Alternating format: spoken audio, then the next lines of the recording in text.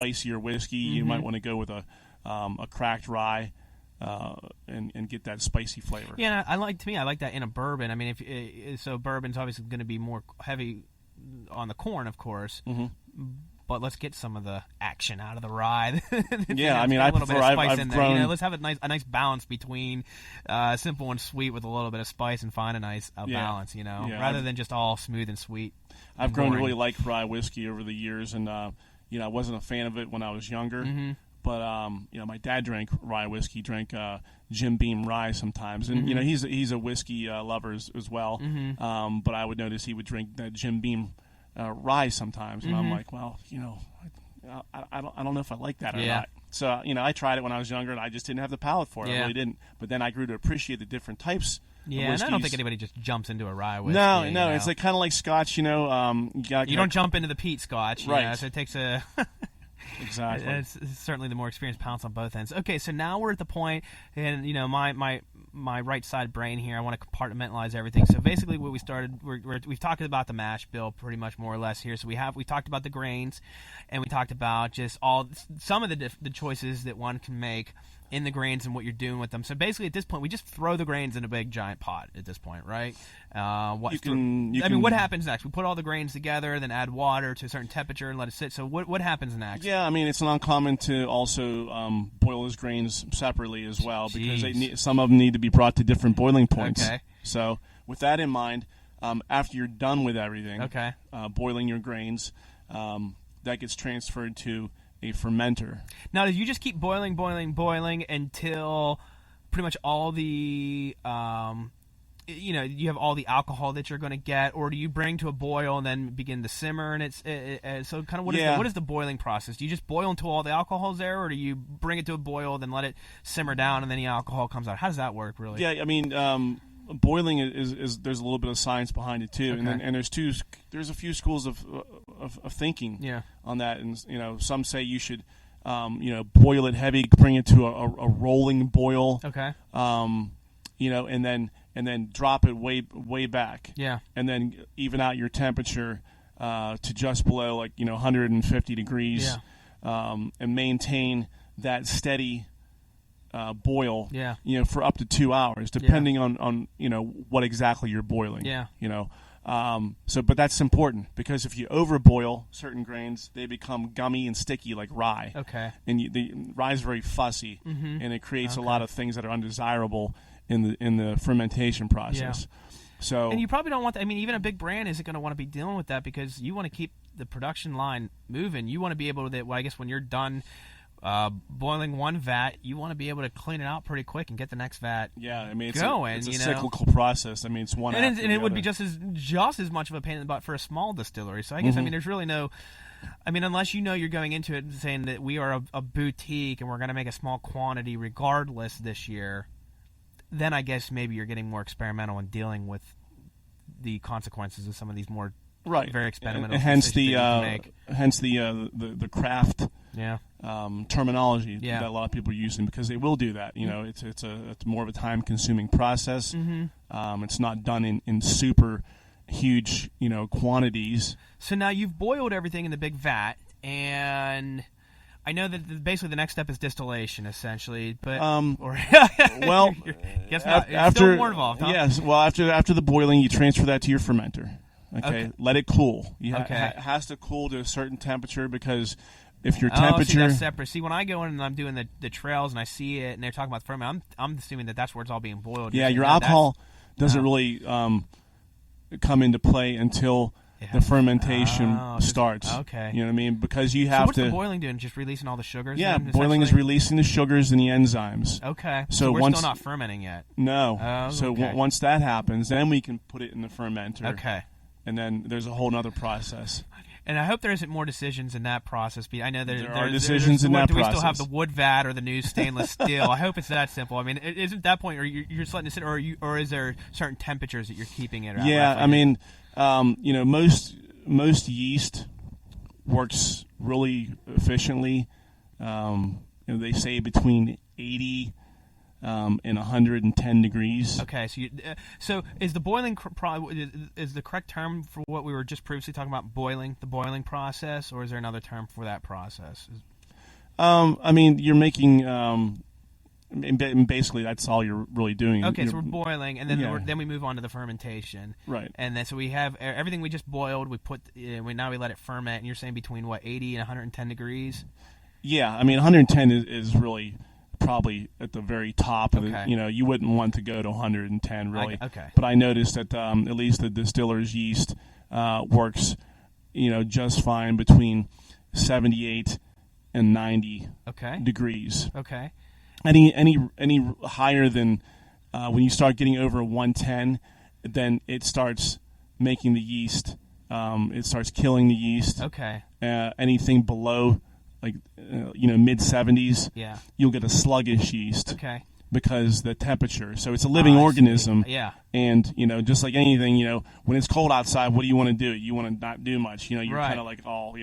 So you need a nice, comfortable, warm, Active yeast. Yeah, active yeast, and they're happiest when And it's it's going warm. to eat the sugar. I remember one of the distilleries basically they said it eats the sugar and poops out alcohol. Yep, that's basically what happens. And so this is the point where now basically, and you're pretty much letting it run till you pretty much got all the sugar's gone or whatever. All the you've produced as much alcohol as you're going to get out of Mm-hmm. that vat.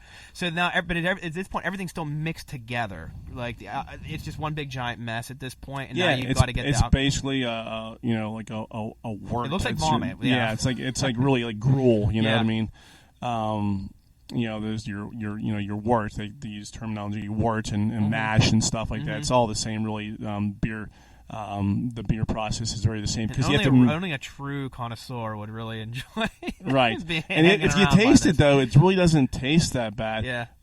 You taste the sweetness from the corn, Mm-hmm. and it really doesn't start taking on that sour beer taste until all the sugars are used up. Okay.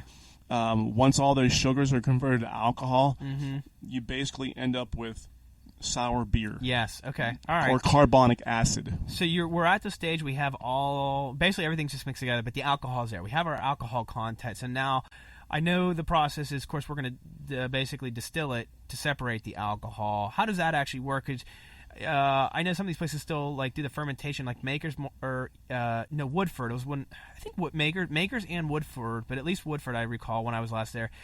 They're fermenting still in an old wooden vat, pot, whatever you want to call it. So obviously I doubt they're just going to fire that up to boil these. So does it have to then does it get just essentially dumped out into another machine that then gets heated up to Well, from the fermentation, really. what happens next? We have all this fermented stuff mixed together in the fermentation stage. Where does it go next, or how does it get distilled? Some distilleries prefer to distill on the grain. Okay. Some I prefer remember you talking about this. distill off the grain. Okay, what is that? This off the grain? On the grain is basically distilling everything that's in that fermenter. Okay. With the exception of collecting, they'll collect the yeast and stuff like that. Yeah. But, you're throwing everything into the still. Okay. And you get a breadier, denser, more heavier profile. But you're still dumping everything out of the fermenting vat into the still. Is that what Right, you're saying? right. Okay. So that's on the grain. You're basically throwing everything in. So off the grain. So what are you doing differently? What are you trying to separate something? Yeah, So you're not everything's separating. grain? You're separating the your wash at Okay. that point from your grains. Okay. So basically, almost like you're filtering it out. Like, yeah, you have to kind of get everything out of there, and then you transfer, probably 80% of your liquid into the pot still. Yeah. And then the other portion of that, you can either do a rinse, like a warm water rinse. Yeah.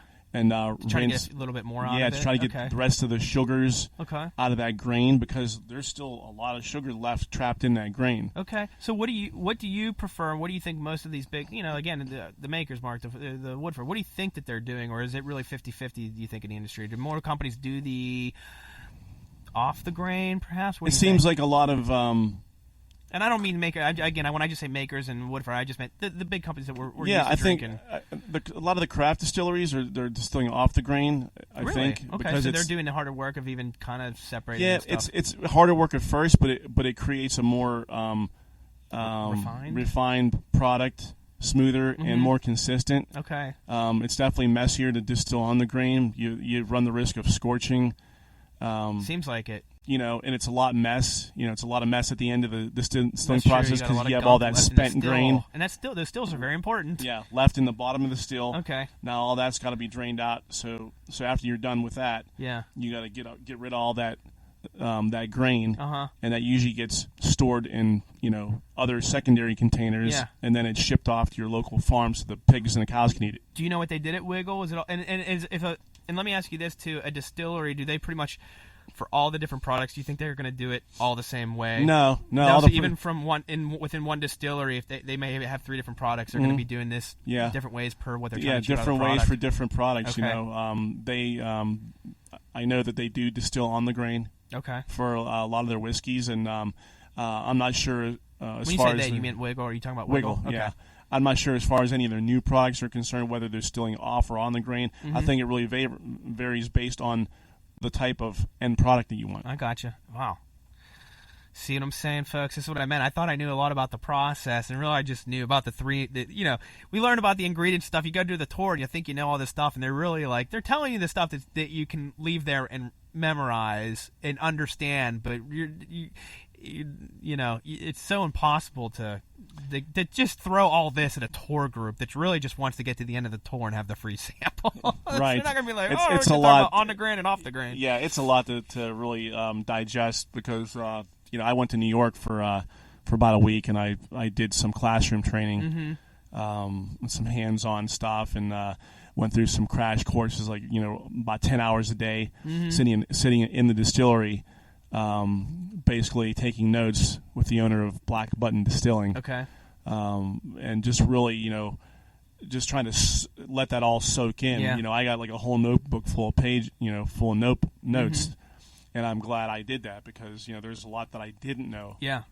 Well, so now we're at the point we're talking about the distillation. Essentially, at that point, that's basically steaming the everything to evaporate the alcohol so that you can then let it cool down and basically just filtering out, getting the alcohol completely separate from everything in a nutshell, right? Yeah, you don't really separate alcohol from everything until it's boiled in the still. Well, that's what I mean. I guess that's what I'm saying. This process, we're going to boil it in the still, and it's the alcohol that's going to evaporate. Once you transfer your that wash, works because the alcohol has a lower evaporation point, right? Yeah. So because if everything just evaporated at the same temperature, we probably, we might not have whiskey or different things evaporate. At different temperatures, and that's where you get all your congeners and your fuel sols, the stuff, the byproducts of the distillation process. Okay, so we're lucky that we're able to that the alcohol evaporates at a lower temperature, so that we can make our whiskey essentially here. But so we heat it up, the alcohol evaporates, it goes through the still, and it comes out more purified on the other end. Now, pretty much every place, it's pretty common to do this at least twice for most places, or no? Yeah, I mean it's not uncommon. There's different methods within that process as well. Because I remember when we were in Scotland at Glenlivet, they had a big still. So they did a dual. It was distilled twice, first in a big still, and then the second time in a smaller one. Because even the shape of the still had creates an effect. different flavors as well. Yeah, and there's basically how it rolled on, how it evaporated on the inside of the metal and stuff like that. Even impacted it. Yep, that's true. That's there's a stripping run, and then there's your secondary run as well. So basically, the first run is you're basically stripping your mash, and getting that first run of alcohol. After that, your second run is going to condense that down even further, so you're going to create more proof, by distilling it again. And I know bourbon, so as we kind of get towards the end of this process, because probably discussing barrels, we'll lightly mention that, but that could be a whole separate. You could have a whole separate discussion, show. On barrels. But with the distillation, so I know with bourbon, it has to be distilled. Is there a range in proof, or does it have to come out at a certain? Because I know it has to go into a barrel. It has to go into the barrel at a certain proof for bourbon, right? Yeah, 160 proof maximum. Okay. So it is a range, not a specific number. Okay. 160 proof, and I believe it can't be barreled at any more than 125 proof. So let's talk about this again before the barrel is even involved. When it comes out at the end, we're talking about, because you've brought it up a few times. So let's talk about how this matters finally. But with the